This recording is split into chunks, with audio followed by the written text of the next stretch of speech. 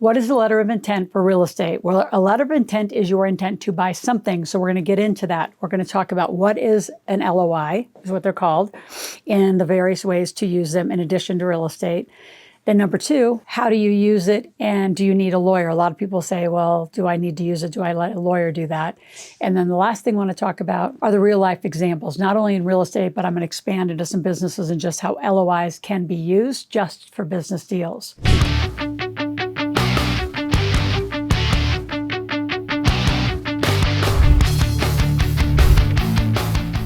So I'm going to start by reading an exact, let's get to the definition of what's an LOI, because a lot of you're going to go lawyer on me and go look all over the internet. But by the way, the internet is the bathroom wall. Anybody can write anything about anybody and anything, and it isn't necessarily accurate. Same with AI. You got to be careful out there. Make sure that you're getting accurate information. A letter of intent, it's a non-binding document used in real estate or businesses to show a seller that you're serious, but not exactly right now want to go under contract. It sets the stage for negotiations, formalizes your intent to buy without locking you into the deal. You can think of it as a placeholder, but you're letting the seller know that you're interested in purchasing the property or the business and establishing some basic terms, but it doesn't legally bind you to the deal. And I have to be careful. There are LOIs who actually do bind you to the deal by little, words at the end of the documents. And I see so many of our students sometimes get caught in those because they're not watching the documents. So the LOI, it's a great way to test the waters. And the other thing that LOIs can do if they're written properly, especially for business deals, it shuts out any other seller from being able to actually give an offer. LOIs usually have a time frame to them, 30 days, 60 days, 90 days to do a deal. So it allows you to do due diligence. It doesn't bind you to the deal, whether, again, it's real estate or business. You've got to be really careful. Do you need a lawyer to write an LOI? Not necessarily. What I find, and I've used for most of my career, a lot of paralegals that are supported by lawyers, but paralegals are usually a third of the price, sometimes a fourth of the price of what a lawyer is. And these are a lot of times what I call stock and block documents. So do you want to go grab an LOI off LegalZoom? Not necessarily. I don't like online portals. I want to talk to a person. I want to ask a lot of questions and make sure that I'm really clear I'm doing the right thing. Some of you go to online portals like LegalZoom or some of those other document places, and you're not sure who's behind it, who's the lawyers behind it, what was the intent of those documents.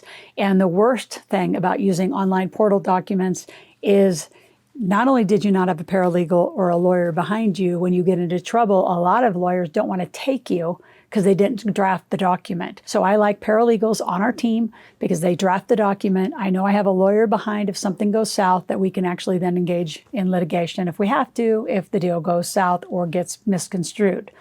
Been there too many times, believe it or not. Now, how is a letter of intent used? Let's go through that in definition. Let's walk through the LOI again, line by line. You want to identify the parties involved. You want to include which LLC.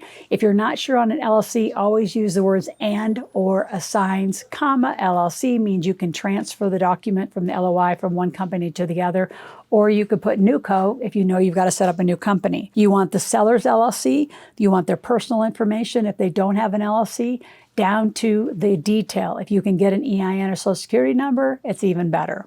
They're crazy if they give it, but if they do, I'd ask for it. So you want the property or the business description. You want the address. You want the details of what you want to look for.